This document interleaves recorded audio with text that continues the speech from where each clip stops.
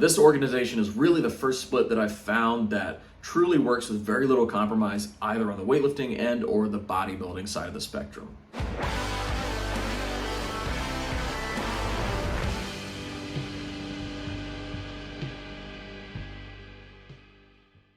Welcome back to the channel. My name is Brian from Big Ben Strength, and in this video, I'm going to teach you how to lift like a weightlifter and get jacked like a bodybuilder. If you're anything like me, you love the Olympic lifts. The snatch and clean and jerk are my favorite lifts because they require you to be strong, explosive, and fast. Not to mention, I coach a competitive weightlifting team that's competed at the state, national, and international level. You can join the team in the description below. All that being said, I also love bodybuilding. I fell in love with bodybuilding after watching Pumping Iron for the first time in 2015. More! And while I love lifting heavy, nothing feels better than getting a disgusting, sickening, absolutely atrocious pump. I mean, it's terrific, right? These two training methods aren't typically done together because a lot of people believe that bodybuilding will make you slow and immobile, which you cannot afford if you want to snatch big weights. However, it can be done. It's important to note that like powerlifting, a good program is going to include hypertrophy or bodybuilding work in your training. There should always be a balance, but the ratio depends on which end of the spectrum you want to prioritize at that time. My goal with this video is to share the training split that I use that requires the least amount of compromise on either end of this training spectrum and really allows me to enjoy my training. Remember, at any time you can adjust the ratio or intensity of your focus on either end depending on your goals. If you have a competition coming up, it's okay to pull back on some of the hypertrophy or bodybuilding work and focus a little bit more on the Olympic lifts. If you aren't competing anytime soon and summer is coming up, it's okay to add a little bit of extra hypertrophy work and choose exercises that aren't necessarily going to carry over to the snatch. All right, let's get into it. This is a 3-day training split. On Monday, I'm gonna do snatch and legs. On Wednesday, I'm gonna do jerks and upper body push.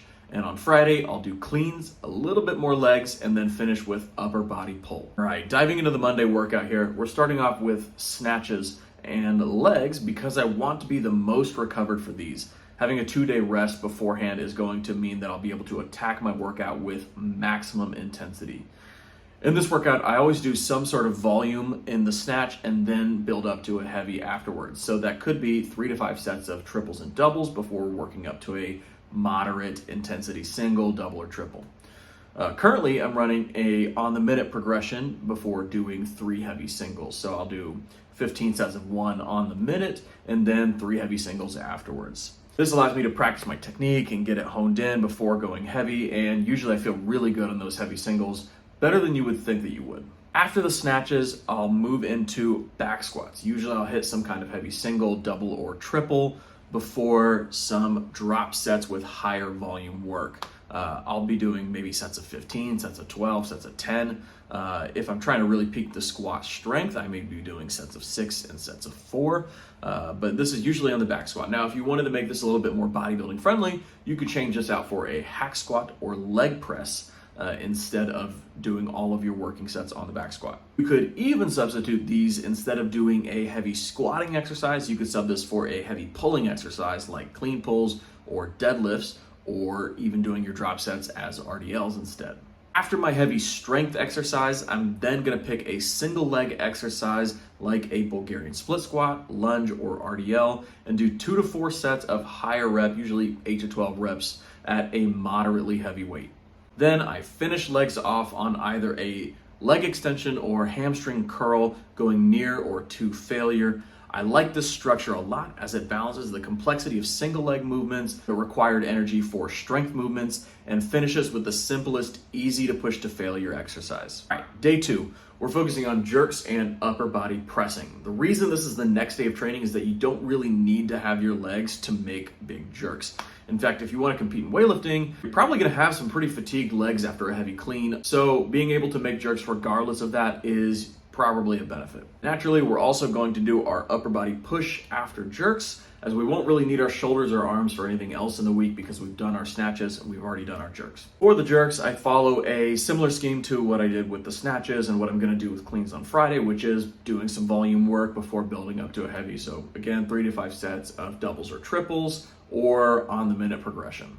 Once I finish the jerks, I'll move on to a heavy pressing exercise for 1 to 3 reps, then take it down for some high rep drop sets. Right now I'm doing a push press for a heavy triple and then dropping for 12 reps on the strict shoulder press. But you could sub all this out for a bench press, incline press, or dumbbell press, or even a machine press if you have one.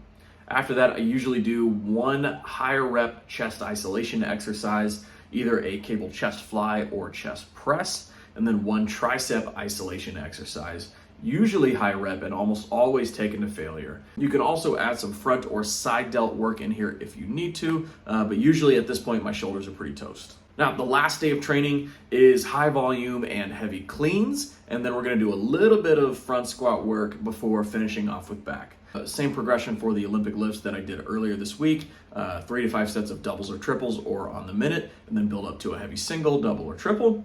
And then I'm going to move over to front squat. I always hit a heavy single, double, or triple there, and then you could optionally do drop sets with the front squat or move over to the hack squat or leg press and do some more of those, or even some more pulls. After that, we're gonna move on to a heavy pull strength exercise with a T-bar row or a bent over row or a weighted pull-up.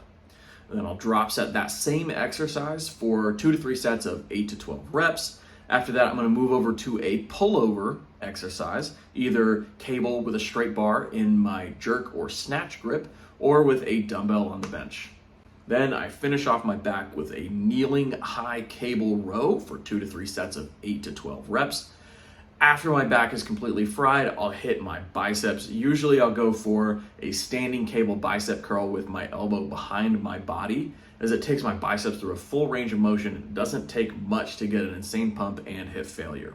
So that's the split that I use. I really love this split because it allows me to push the bodybuilding work with little to no effect on my weightlifting training. And this is important because if, say, back day was before cleans, it would make it really hard to rack a bar. If push day was before snatch or jerk, it would more than likely have a negative effect on my lockout for both. This organization is really the first split that I've found that truly works with very little compromise either on the weightlifting and or the bodybuilding side of the spectrum. So that's everything for this video, guys. I hope you got something out of it. If you want to follow along, you can grab the 12-week OlyBuilding training program in the description below. I'll see you guys on the next video. Bye.